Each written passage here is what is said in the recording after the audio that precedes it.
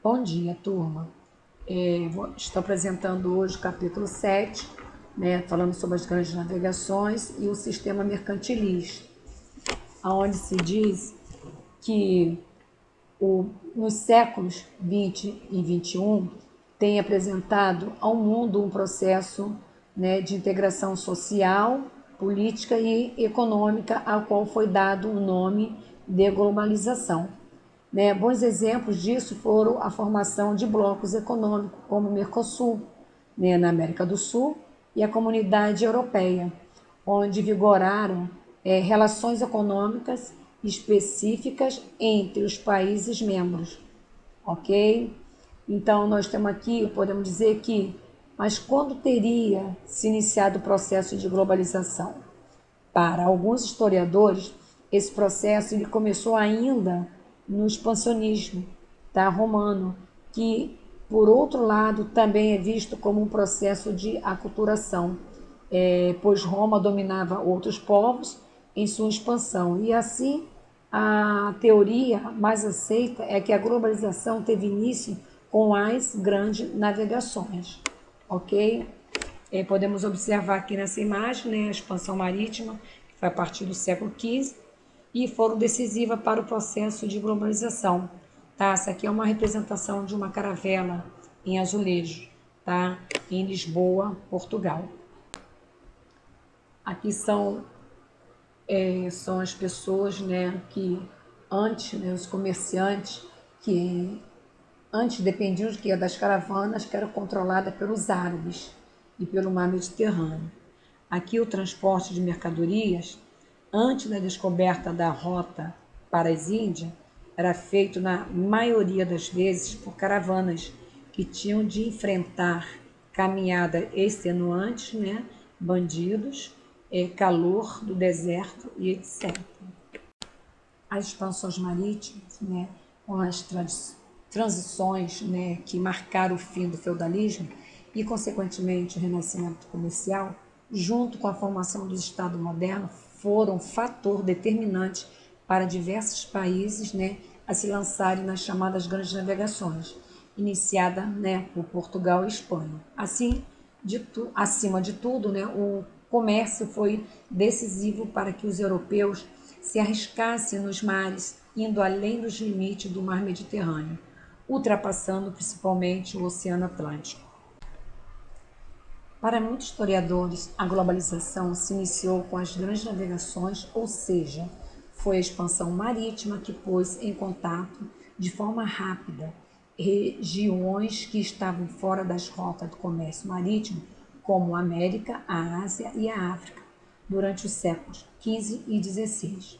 E, de fato, a área de interação entre os povos se ampliou, mas, ao mesmo tempo, esse processo era conduzido por poucas nações, todas da Europa, como Espanha, Portugal, França e Inglaterra. O que antes era uma disputa territorial pelo controle econômico, como no caso da Roma antiga, passou a ser uma disputa marítima, de forma resumida, onde os motivos que levaram e permitiram que as nações europeias se lançassem ao mar em busca de outras regiões foram o monopólio do comércio do Oriente, a aliança estabelecida entre a burguesia e os reis, o desenvolvimento tecnológico e científico, né, que vários instrumentos foram criados e usados para facilitar as navegações, né, como a bússola, o astrolábio e o sextante. Em Portugal teria sido criado a mítica, né, escola de navegação conhecida como Escola de Sacras, né, que ensinava técnica de navegação e como usar os aparelhos de auxílio às navegações. Aqui essa imagem, né, são várias invenções que foram fundamentais para que as nações iniciassem a expansão marítima. Então, entre elas, destacaram-se o astrolábio, né, esse acima, e o sextante. O astrolábio é um instrumento naval, né, antigo, usado para medir a altura dos astros acima do horizonte. Era usado para determinar a posição dos astros no céu e foi por muito tempo utilizado como instrumento para a navegação marítima, tá? Como base na determinação da posição das estrelas no céu. O principal motivo que levou as nações europeias a se lançarem ao mar, né, foi o motivo por monopólio do comércio do Oriente, né, onde o comércio das especiarias era muito apreciado pelos europeus, né, e foi travado, né, pelas cidades italianas, Veneza e Gênova. Assim, né, buscou se estabelecer novas rotas comerciais marítimas.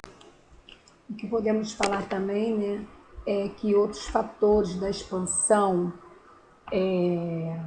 marítima, né, onde que a aliança entre a burguesia e os reis foi decisiva, né?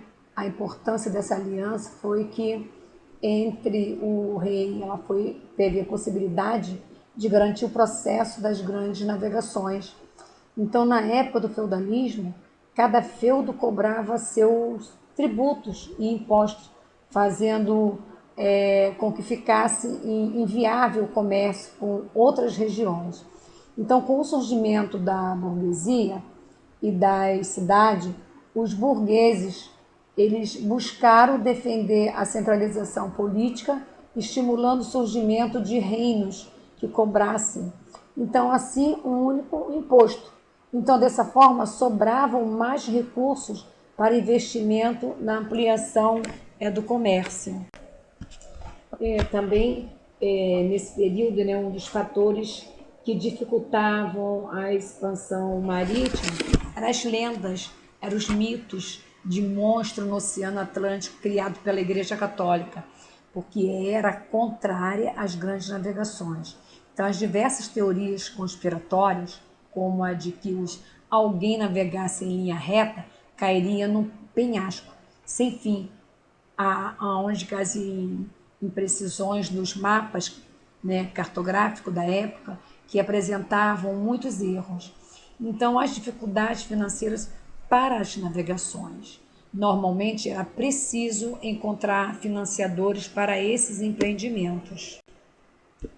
Sem dúvida, né, a atração para o mar foi incentivada pela posição geográfica do país, próximo às ilhas do Atlântico, né, e à costa da África.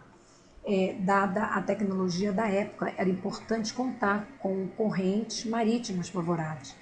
E elas começaram exatamente nos portos portugueses. Mas há outros fatores da história portuguesa, tão ou mais importantes. Para o grupo mercantil, a expansão marítima era comercial e aumentava os negócios, superando a crise do século. Para o Estado, trazia maiores renda, para a nobreza, cargos e pensões, para a Igreja Católica, a maior cristianização dos povos bárbaros.